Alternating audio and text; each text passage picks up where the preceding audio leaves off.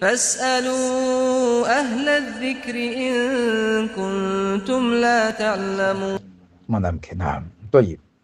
طبعا يجوز للمرأة أن تأتي بالأذكار وتقرأ القرآن وهي حاسرة الرأس إذا كانت في موضع مستتر لا يراها الأجانب من الرجال. Kwa mujibu wa sheria ni kwamba anaruhusika mwanamke kuwa anasoma Qur'ani akiwa ndani ya nyumba yake mwanamke, kwa maana haonekani na wanaume ambao si halali kwake kumuona maeneo ambayo ya kusitiriwa. Anaruhusika kufanya adhkari zake, nyoradi zake, na anaruhusika kusoma Qur'ani kama itakuwa hakufunika kichwa chake. Lakini tunasema kwamba min kamalil adabi, katika ukamilifu tu wa adabu za kusoma Qur'ani, basi ni vizuri zaidi akafunika.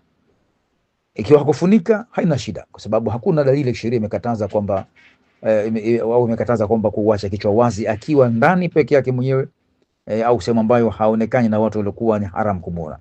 Kwa hivyo kiukamilifu wa adabu tu ni vizuri kufunika.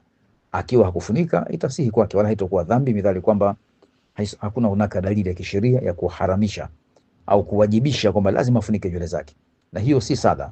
Sala lazima afunike nywele zake na maeneo ambayo yanatakiwa kustiriwa, lakini Qur'ani au adhkari hakuna ulazima huu, lakini ni uzuri na ni adabu njema kufanya hivyo, hasa katika swala hili la kusoma Qur'ani. Wallahu ta'ala alam.